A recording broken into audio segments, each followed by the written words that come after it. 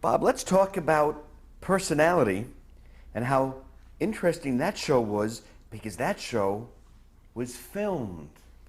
For the film part of that show was the interviews that I did with the celebrities. The actual television show was done in a tape studio.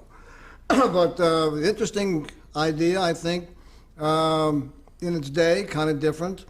Never thought we'd get as far as we did with that show, but it turned out to be my favorite show of all time because it was a simple idea. I would go to interview the biggest names in television and movies and ask very personal questions. It was a different kind of interview. Had to do with what their philosophies were and things. They weren't all that serious, but good, deep stuff.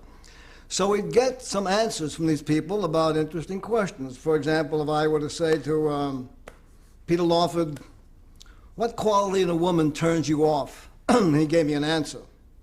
Let's assume he said, I could not live with a bossy woman. Well, we got that now on film. I would then write two alternate lines, and they had to be quite contrary to what he just said. So he would now say, don't give me a woman who's a yes man, right? That's the opposite, or something like that sort. Now we've got these film clips of various celebrities, and then we got a panel of celebrities. The idea being that people on the panel and the home audience has a view. The panelists might know these people, fellow celebrities personally, and the audience kind of knows them by reputation. We all know what Sammy Davis is like, or Peter Lawford, or any of those, George C. Scott, you name it, Gypsy Rose Lee. We all have a view what that person is like. So we now can guess along, and now Larry Blyden, who is the host, and a singularly interesting and talented man, to digress for a moment, Larry was a Broadway star, singer, actor, great guy. He was then at that time working on Broadway in a play with two other characters, one of them being Alla Alda, who went on to fame in MASH. When we went to audition hosts for this show, I auditioned a number of people, and I had not auditioned Larry Blyden, but I did audition Alan Alda. And Alan Alda was in the run-through, terrific for the job. He had right composure about him. He was not in awe of other celebrities. Very smart guy. So now we're getting ready to make the pilot, and a week before the pilot, I called the agent. Let's have Alan come in and do a little run-through. And he said, oh, didn't I tell you? He's in Panama making a movie. He'll be there for a month. I said, we're making the pilot next week. Yeah, I'm sorry I didn't call you, right? An agent. So I was desperate. I had already auditioned a lot of people, and the only guy I hadn't met was Larry Blyden, who was in the same Broadway show.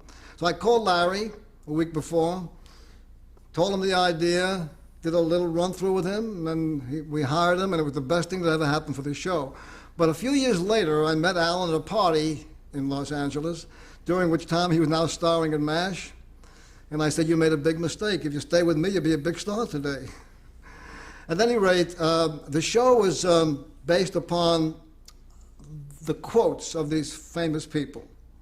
So the panelists would, in their guess about what Mickey Rooney might say or so on, would in a way give some of their own reactions and opinions about Mickey Rooney in an innocent way. The combination became very interesting because frequently they were giving away what might be called intimate, at least, relations with people of the stars, and so the audience loved to hear that. At the same time, they gave away a good deal of their own personality while they were sitting there. So that was my favorite show. We'd come out to California. I would spend any given day, I would take a little camera crew, go out in 3 different celebrity homes, ask them personal questions, get coffee and cake. It was a wonderful experience. Bob, can you tell us the funny story if I say to you, paintings? Oh, yes. Well, okay. Well, in New York, people don't live in houses that much. They live in apartments. And so going to somebody's apartment with camera equipment, especially motion picture equipment, sound and light, it's a big drag, and people didn't want stuff coming into their apartment and ruin the rugs and so on. So I would do some of the interviews in my own office in New York. I had a nice paneled wall, and that was a good background. But to make it seem like we were in somebody's home, we bought about, I don't know, 6 or 8 paintings, cheap stuff on 3rd Avenue. So when a celebrity came in, we'd hang 2 paintings behind him, like that's where he lives, you know. But as we started to recycle the paintings, it began to look like all these celebrities live with each other. Great stuff.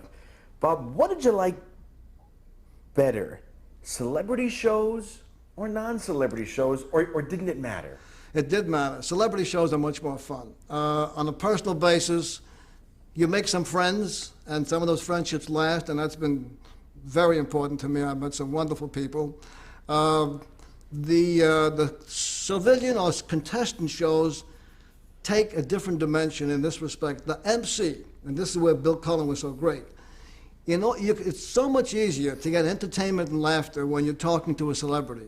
Because whatever he or she is about to say already has some allure. You talk to a guy who's a dentist, and it's tough getting a laugh out of that. But Bill Cullen was able to do that. He could get laughs with just straightaway people. Well, speaking of Bill Cullen, you put Bill in another show that you created called You're Putting Me On. He was not the MC, but he was a regular. He was a panelist. Right. Yes, yes. Tell us how you came up with You're Putting Me On, which was another celebrity show on NBC in the late 60s. Yeah, You're Putting Me On, and I'm trying to remember the details of that show right now, but I know what it was. This wasn't so far-fetched, I guess, from personality, except it was done a different way. We would attribute certain characteristics. We'd say to Bill Cullen or the other panelists, when you think of Jackie Gleason as an animal, which of these animals do you see him as, right? Now, you don't put an elephant because that's too physical. So now you have to connect Jackie Gleason's personality. Is he fox? Is he a horse? Is he a tiger? And that's about the gist of the show. Bob, talk about your company's process of creating new game shows, and how was it different from Goodson and Todman? Oh, it was very different. The Goodson and Todman operation was very big, very unwieldy, and when there were times, too many times, when Mark Goodson would call into a conference room, 12 guys, or producers, directors, or whatever. Let's think of an idea. Now, I got to tell you that, to my knowledge, nobody ever thought of an idea with 11 other guys in a room. It never happened. It also becomes a place where you have contention, you have show-offs. This idea of putting a group in a room and saying, let's think of something, was totally unusable. So it was usually a waste of time. But we had them pretty regularly. My company, for the most part, was for a long time a one-man company in regard to putting the show ideas together only for egotistical reasons. I saw no fun in having somebody I never met come to me with an idea that I could work on. I had no use for it. There was no ego satisfaction. I never did it. Bob, on many of your productions, as you just said, you've used the same key people. Would you be so kind to talk about Anne Marie Schmidt, Lou Tedesco, Rex Flutie Jr., and please tell who these people are and what they did. Anne Marie Schmidt, by far and away, is the most important. She came to work for me as a secretary and during the Price is Right days, about 1957, I suppose. Has been with me ever since, to this day, even though we have no business running today. She was the producer of many of these shows. She booked all the celebrities on all the shows. She organized the staff. I have never, in all these years, personally hired a person directly. Everybody who was ever hired for the company was hired by her, everyone. She has a wonderful instinct for good people. She brought in Bruce Burmester, who was just out of college and has since become a very good director and is, believe it or not, coming close to retirement now. Rex Flutie was a terrific designer who we used over and over again. Lou Tedesco worked at Goodson Todman with me, was the director of Password, and after Anne Marie and I left, one day, maybe a month later, he walks into my office and said, I just quit, and I'm here. And we had no show on the air. I said, Lou, I don't know what the hell we're going to do with you, but he joined the company and went on to direct many of our shows. What about the great Bob Clayton? Bob Clayton did all the music, all the themes for the shows. Great guy, wonderful fellow, very talented. And as you know, he also did background music for a lot of good movies and television dramas. Bob, how important is music or the game show theme to the actual game show? Oh, I don't know if they're very important. We have a sort of it's a kind of a upbeat mood music you use to get the show started, use it in the middle break and use it to close. But I'll tell you something about music going back to the scandal days of radio and television. And for The Price is Right, for example, we would have music behind the description of the items. And they were on records or tapes. I never in my life, or anybody else I know, thought, who cares what music you use? You know, it sounds okay. Unbeknownst to all of us, there was a guy, an AD, whose name we won't mention, who had made a deal with some record companies to use their stuff behind the description of this furniture or the refrigerators, and he was getting paid for it. When the scandal broke, that broke too. Wow. Bob, it's now the early 70s. You have a show on NBC called I Guess. Personality was a hit. You're Putting Me On. Faces Familiar on CBS Primetime. Now it's 71. And you hired the great Bill Cullen once again for a show called 3 on a Match. But what's interesting to note here is that you always seem to be NBC's key guy. I Guess NBC. You're Putting Me On NBC. 3 on a Match NBC. And later other shows, Winning Streak and other shows that we'll talk about, all NBC. Why NBC? I suppose there was an affinity between producers and broadcasters, although the cliche we used to use in New York, I keep coming back to that's where I grew up and that's where we did the early shows. You got to remember that NBC was located at 50th Street and 6th Avenue. 2 blocks uptown on 52nd and 6th is CBS. 2 blocks uptown on 54th is ABC and 6th Avenue, back in those days. So you could walk from 50th to 54th and cover all 3 networks. And the cliche was, I go over to 50th Street and I pitch them a show. If they don't buy it, I walk up the street to the next network and to the next network. That's exactly what we did, incidentally. You just keep walking. In those days, there were only 3 people to sell to. And NBC, you know, there's a relationship that develops between the producer and whoever it is that's heading daytime television. And then in that mix, you get to know all 3 guys, and then later on, the women who ran daytime television. I have an idea that one of the things that makes it work is that the broadcaster, the head of television, says, this guy's not going to hurt me. He might not have a hit, but it'll be respectable, it'll look good, and maybe it'll work. And I think I got that reputation after a while. And Bill was always your Babe Ruth, your Mickey Mantle. He always hit the home run. Absolutely. I always, any show I could have, I'd use him. Did you ever bump into, when you were pitching these game shows to NBC, ABC, CBS, the Mark Goodson people? I'll tell you an interesting story. I left Mark Goodson and Bill Taubman in 1964. And Mark Goodson passed away about 1993, maybe 4, somewhere in there.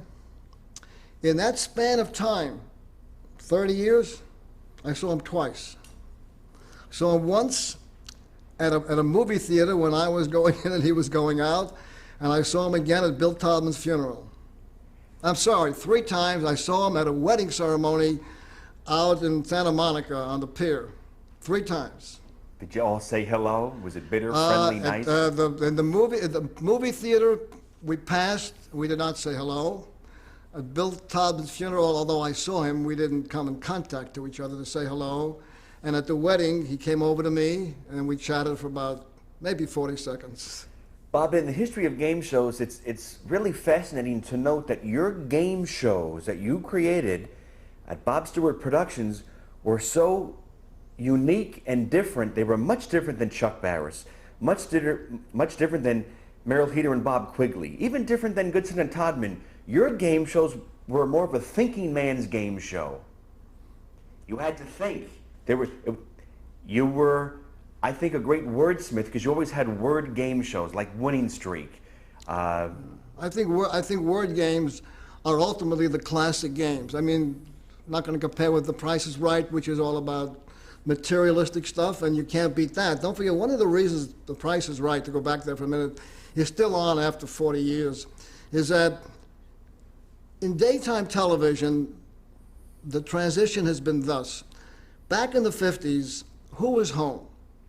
Many young mothers who had been to high school, many to college, who might be interested in watching some turn of events on wordplay. Gradually, these women became working women. We're now a country filled with husbands and wives out to work. They've been replaced to a great extent by new immigrants who don't have language. So if I moved to Argentina, I wouldn't watch a game show on Argentinian television. But I'd watch The Price is Right because they're talking about dollars. The first thing I learned in Argentina is what the buck is worth or whatever they're using. So that's so natural that anybody, people who have no interest in any intellectual exercise, I can do that. I can play that. So that happened here. Women went to work, replaced by many immigrants with language problems, and the word game just phased out. Bob, let's talk a little bit about taping more than one game show in a day. Back in the 50s, it was Price is Right, man, at 10:30. By 11, you were done. What was the first game show that you worked on where you taped maybe 2 or 3 in one day? I think it was I Guess. I'm sure it was I Guess, and I'll tell you why. We were doing one a day, like everybody had to in live television. NBC came and told me they now have something called tape. And this would enable us to do 2 shows in the same day. You got to be out of your mind. I mean, 2 in the same day. We're exhausted after. Let's try 2 in a day. So I went to Bill Cullen. I said, Bill, NBC wants us to try something. They want us to do. They have tape now. We can tape 2 television shows in the same day. And he said, get out of here. Forget it. He said, I'm out of here. 1 show is all I do. I'm not going to. I said, well, they're insisting. And he fought it. Like, for, well, how long can you fight the network? A week? And he said, all right, I'll try it. Well, I would say within 90 days, we were doing 5 shows a day, and Bill loved it because he was off the rest of the week. We got to the point where we had so many shows in the can, we would not have a renewal cycle up yet, and there might be 4 or 5 weeks left before we can get renewed. And Bill had to go on vacation. He ran out of places to go to. So the date came for renewal. Bob, you scored with a lot of big shows on your own in the 60s, but now it's 1973, and you scored your biggest hit with a show called The $10,000 Pyramid, hosted by Dick Clark. Please describe that show, and how did that idea come about? That had a strange kind of development. Originally, we had a pilot that we made for CBS, and it was called On the Line. And there was a series, it was a pyramid shape with a series of lines across the pyramid. I think there were 10 lines. The bottom row had 10 squares, the 9, 8, 7, 6, right up to 1. It was a different kind of game, but we played a game with it. We made the pilot, and it was just a so-so pilot. And Fred Silverman, who, as has been said, shoots from the hip, looked at it, didn't care for it, and he said, I want to do something else. So I was trying to take advantage of the fact that they needed a show, and I brought in some run-through of another show, which he liked. And we were working on that in different run-throughs, and then one day I got an idea of how to convert that pyramid of 10 into another kind of show of quick communication. So although we were scheduled to run through this new idea I had, I showed Silverman this new version of the old pilot. He said, I kind of like it, he said, but I don't know. He says, I don't like the end game. No, he said, I don't like the front game. The end game is okay. So I changed that. Network guys do this. They don't know what they're looking for, and they don't recognize it, so they're not sure, so they keep sending you back to do it again and again and again. Anyway, I ended up showing him a game where he said, you know, this front of this game looks pretty good, but now I don't like the end game. This happens. Finally, one day, I showed him these 2 pieces together. Matter of fact, Bill Cullen was helping me demonstrate it. He was one of the players. And the next thing I knew, I walked into Bud Grant's office. Bud was the head of daytime television. Silverman was the head of nighttime. And I was hanging around CBS to find out whether we're going to make the schedule. And I noticed in Bud Grant's office where they have this board of shows, it said $10,000 pyramid. I said, what the hell is that? He says, you're on the air. Now, we never made a pilot of this, ever. Never happened, because we'd done the old pilot. And we were now scheduled to go on the air. So we got working on this thing. The night before the first broadcast, the first broadcast was going to be done on a Monday. We were taping already those days. It was a Sunday night. We were in Anne Marie Schmidt's apartment in New York, and we gathered a bunch of people to play this game to see what we can learn about it. And the end game, which is the payoff game, was not working. And that was because in game shows, we work with numbers. There are certain common numbers you use in a game. 7 is a good number. 10 is the absolute number. 5 is a good number. 4 and 6 are not game show numbers. Get 4 of these, get 6 of these. Get 10 and you win. It's a natural kind of thing. So now we're sitting with the format I showed Fred Silverman and Bud Grant in her house, and we have this pyramid, which has 4 on the bottom, then 3, then 2, then 1. That's 10. 4, 7, 9, 10. And in the 1 minute to play the game, not one person in that living room could get 10. Could not do it. We kept trying, and nothing happened. It's now 10 o'clock at night. I called Bud Grant at home. I said, Bud, we have a problem. I said, we've been playing this end game all night. Nobody can do it. Can't be done. He said, what do you want to do? I said, well, we have this golden background on the pyramid. Let me get a big board, painted gold, and we'll cover the bottom 4. It'll be 3, 2, 1. He said, 6? I said, yes, 6. I said, then as we get into this game, we'll take off the bottom and make it 10. That board was screwed in there for the next 3 years. And that's how the pyramid became 6 units. Magical, great, great story. So now I got to tell you, the first day of taping, now we go into tape. This show has never really been seen by anybody on a pilot or anything else, even just one run through. This is something I learned years later. Bud Grant told me the story. So we have Rob Reiner and June Lockhart are the 2 celebrities and 2 contestants. And we're taping, 5 shows that day, maybe 3, I forget. By the 3rd show, nobody has won yet the $10,000. And Rob Reiner is sitting in the celebrity chair, communicating with a contestant who is getting categories like, unseen by the contestants, that things that are sharp. And you have to guess from the clues he gives you that he's talking about things that are sharp. So he says a knife, scissors, a razor, until you say things that are sharp. Then he says things that are yellow. He says a banana, a coward, and you get yellow. And you have to go up this triangle to win the 10,000. So now we've been tried, failed on Monday, failed on Tuesday. Wednesday, Rob Reiner hits, and the contestant wins $10,000, right? And we go on, and Bud Grant, the phone rings in the control room, Bud Grant talking, we're too busy to pay attention. Now, what I didn't know was this, till a couple of years later. When that guy hit, when Rob Reiner hit for 10,000, Fred Silverman was watching the show on a direct feed. And he said, stop taping, it's fixed. He was still going back to the old fixed shows. He didn't believe that what I just described could be done. And Bud Grant talked him out of it, thank God. Whoa. It's fixed. How did you hire Dick Clark? Because up until this point, it was the great Bill Cullen, Larry Blyden. Why Dick Clark? Well, Bill Cullen must have been doing some other show, I'm sure. He was doing another show. Larry Blyden, who incidentally was such a unique man, he had an infectious laugh, he was clever, he was lovable, and the dearest man in the world who died in a traffic accident in Morocco, of all places. A wonderful guy. Just what a terrible loss to Broadway, to movies, television. Larry, at that time, may have been, I think he was out in Hollywood. We were working in New York. I think he was doing, Dick Clark called me, I think, or his agent called me, Gary Nardino, and said, got anything for Dick Clark? He's available. He wants you to know that his body is available. And Dick had done a couple of game shows, nothing big, but a couple of games. And I called him in, and we hired him.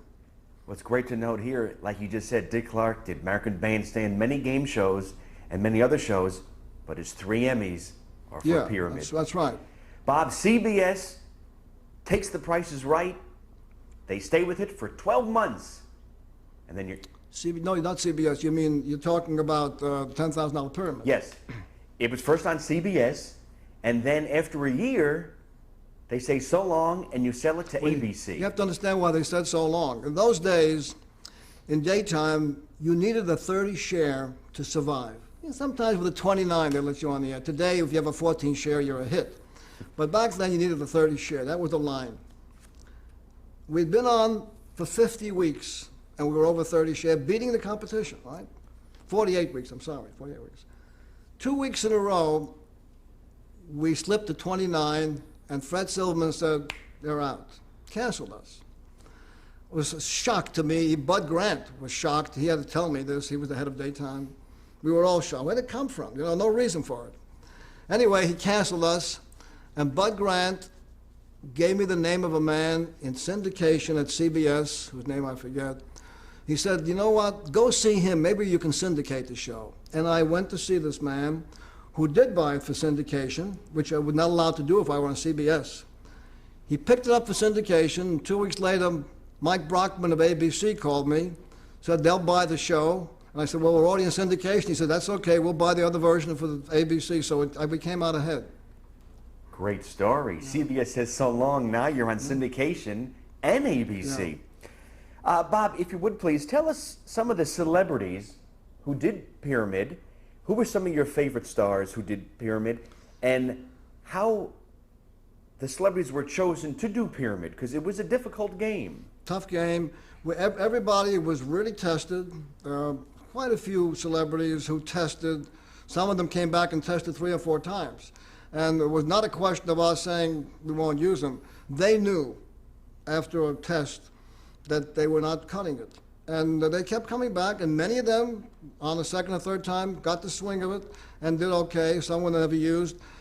The people, it's a kind of a natural affinity, again, for quick communication. A lot of good actors don't have the ability to do that. They're wonderful with a script, but when you got to start popping it out off the top of your head, it gets a little tough, you know. I guess the best players we had, who were the best players?